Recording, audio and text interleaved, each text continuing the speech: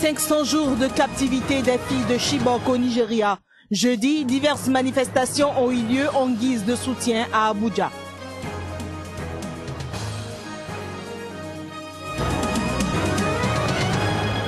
Deux cas positifs de dopage décelés lors des mondiaux 2015 d'athlétisme à Pékin. Le Kenya juge la situation embarrassante.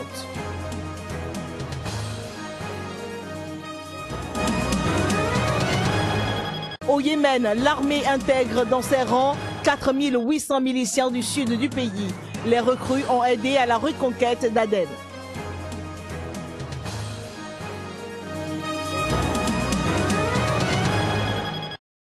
Bonsoir chez vous, bienvenue dans ce journal. Commémoration des 500 jours d'enlèvement des 200 lycéennes de Chibok par Boko Haram. Les proches des victimes ont marché jeudi dans la capitale nigériane Abuja pour marquer ce jour et réitérer leur espoir.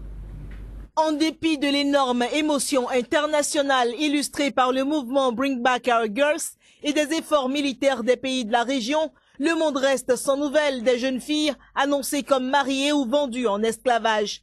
Jeudi, diverses manifestations ont été organisées ainsi qu'une grande marche de soutien dans la capitale fédérale nigériane pour marquer le 500e jour de l'enlèvement des jeunes filles. Pour les membres de Bring Back Our Girls, l'espoir subsiste. Ils rappellent au président Muhammadu Buhari la promesse qu'il a faite de faire tout ce qui est de son possible pour que les filles soient secourues, rendues à leurs parents et qu'elles puissent enfin retourner à l'école et continuer leur vie. Personne n'a encore affirmé avoir retrouvé les filles de Chibok, donc cela nous donne de l'espoir. Et ces lumières montrent que nous gardons espoir et allons continuer à nous battre. Nous espérons ne pas avoir à nous battre pendant encore longtemps, car nous voulons que nos filles reviennent maintenant et vivantes. Ils ont dit qu'ils allaient négocier, c'est ce qu'ils ont dit. Mais quand ? Au bout de 500 jours, ils parlent encore de négocier. Bon sang, si c'était leur propre fille, comment ils réagiraient? Jusqu'à maintenant, le gouvernement n'a rien fait pour ses enfants. Ça fait 500 jours, pas 5 mois, 500 jours. Et il n'y a rien, rien du tout. On attend que le gouvernement fasse quelque chose. Pour mémoire, c'est au lycée de Chibok, dans l'état de Borno, berceau de leur mouvement, que les militants islamistes de Boko Haram avaient fait irruption le 14 avril 2014 pour y enlever 276 adolescentes qui se préparaient à passer leurs examens. 57 d'entre elles avaient réussi à s'échapper, mais le sort de 219 autres reste incertain. Elles sont en fait soumises au groupe et parfois vendues en esclavage à des militants, voire utilisées comme bombes humaines dans des attentats, selon des défenseurs des droits de l'homme. En Guinée, le président Alpha Condé a souhaité jeudi que l'accord du 21 août entre le pouvoir et l'opposition de la Guinée soit appliqué à la lettre. Le dit accord concerne les conditions pour l'organisation des élections présidentielles et locales. Je souhaite que les accords politiques soient appliqués à la lettre, a déclaré le président Condé lors d'une conférence de presse à Conakry à 6 semaines du premier tour de la présidentielle le 11 octobre. Alpha Condé, élu en 2010, est candidat à sa réélection. Je me suis battu pendant 50 ans pour la démocratie dans ce pays-là. Et je veux que les élections en Guinée soient des élections modèles. Pour cela, il fallait permettre à ce que personne ne soit empêché d'aller aux élections. L'accord conclu le 21 août avec la majorité permet notamment à l'opposition guinéenne de remplacer 2 de ses membres à la commission électorale CENI décédés. Le climat était tendu depuis plusieurs mois entre le pouvoir et l'opposition autour du calendrier des prochains scrutins arrêté en mars par la CENI qui prévoyait une présidentielle en octobre et des locales en 2016. Les gens doivent se comprendre qu'avant de se dire Peul, Malinké ou Guinée ou Soussou ou bien Forestier, etc., on est d'abord guinéen. Donc la population guinéenne aussi doit tirer les leçons de savoir que l'ethnocentrisme ne sert à rien et que la Guinée c'est d'abord la carte d'identité. On est d'abord guinéen. Le président guinéen n'a pas voulu se pencher sur le retour avorté en Guinée mercredi de l'ex-chef de la junte guinéenne, Moussa Dadis Camara, en exil au Burkina Faso depuis 2010. On ne ment pas une sorte de Dadis que tout homme est libre. Ensuite, je ne suis pas président de la Côte d'Ivoire. La Côte d'Ivoire est un État souverain. Le président Alassane prend des décisions qu'il estime prendre dans son pays. Moi, je prends les décisions en Guinée que j'estime prendre. Mais les gens inculpés, qu'ils soient présidents ou derniers paysans, est soumis aux mêmes choses. C'est-à-dire, nous espérons que la justice guinéenne fera honneur à l'Afrique en étant capable de juger les atteintes aux droits de l'homme et qu'on ne sera pas obligé d'envoyer quelqu'un à la haine. En juin, l'ex-chef de la junte militaire avait scellé une alliance électorale surprise avec Cellou Dalein Diallo, chef de l'Union des forces démocratiques de Guinée, principal parti de l'opposition guinéenne, candidat déclaré au scrutin du 11 octobre.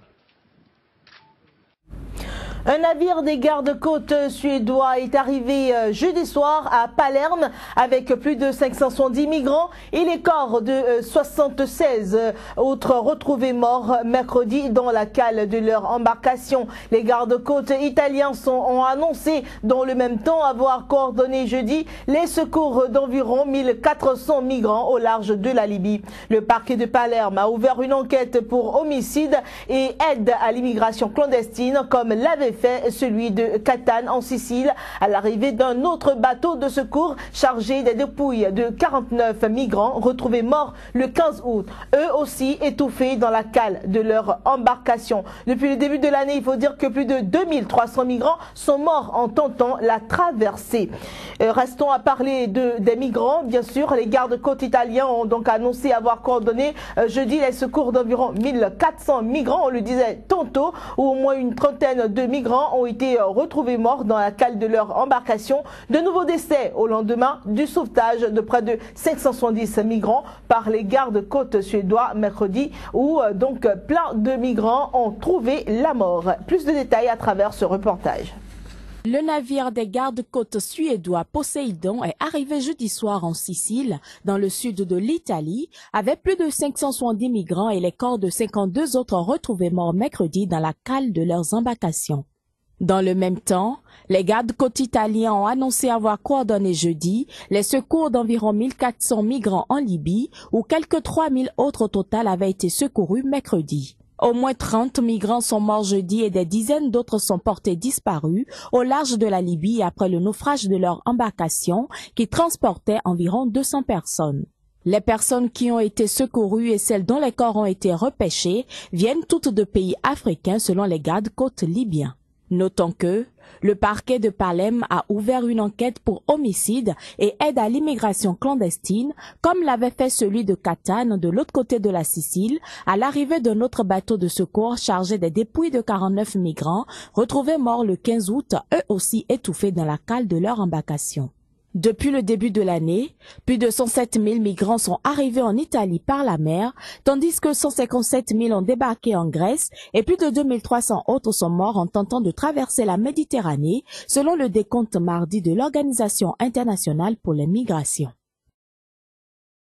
Découverte des corps de 71 migrants en Autriche jeudi. Les dépouilles ont été retrouvées entassées dans un camion. Un drame qualifié d'avertissement par la chancelière allemande Angela Merkel qui a lancé un appel pressant à l'Europe pour trouver une issue à la crise des milliers de personnes qui se pressent à ses frontières.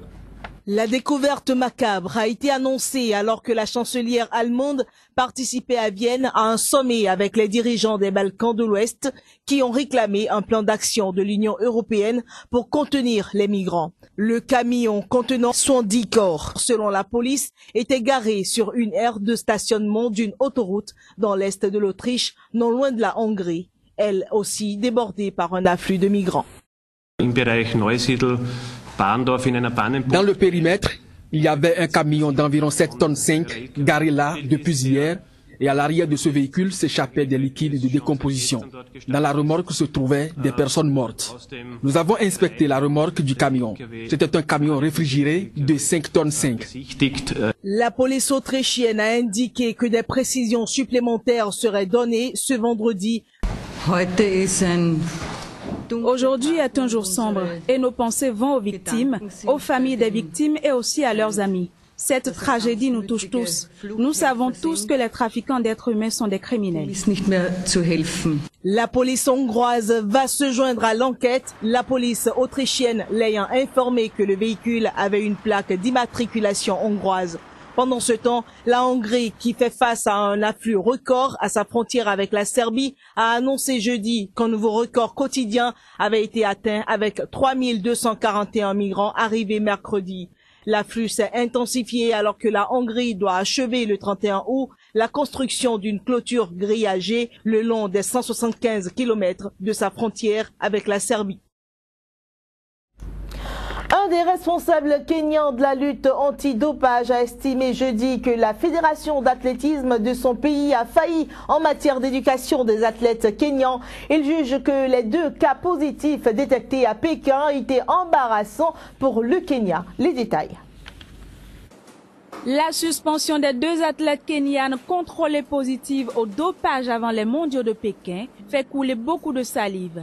Pour ce responsable de la lutte antidopage au Kenya, la responsabilité est imputable aussi bien aux athlètes qu'aux responsables de la fédération d'athlétisme kenyane. Nous avons d'un côté les athlètes, les médecins, et puis ensuite il y a les entraîneurs, et tout cela forme un réseau qui est responsable des résultats positifs aux tests de dopage de nos athlètes. La fédération doit maintenant faire tout son possible pour que cela s'arrête, pour s'assurer que nos athlètes soient suffisamment informés. Elle doit aussi aider à la création de mesures préventives pour que nos athlètes ne soient plus testés positifs en compétition ou hors compétition.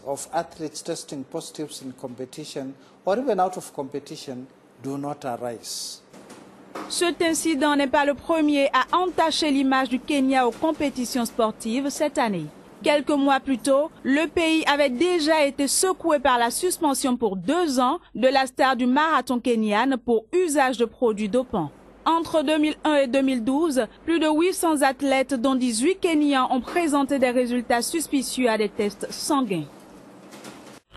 Une brève rapidement avant de mettre un terme à cette édition. L'armée du Yémen a intégré dans ses rangs 4800 combattants de milices du sud du pays. Et bien, ces derniers ont aidé à la reconquête de la ville d'Aden contre les rebelles chiites Houthis. À l'origine d'une telle décision, le président yéménite Abd Rabbo Mansour Hadi en exil en Arabie Saoudite. La plupart des recrues sont anciens membres de la milice Mouvement de résistance populaire et originaire d'Aden. La guerre a fait plus de 4400 morts depuis mars dernier selon l'ONU et plus de 13 millions de Yéménites sont par ailleurs en situation d'insécurité alimentaire en raison du conflit d'après le programme alimentaire mondial. Et voilà qui vient mettre un terme à cette édition.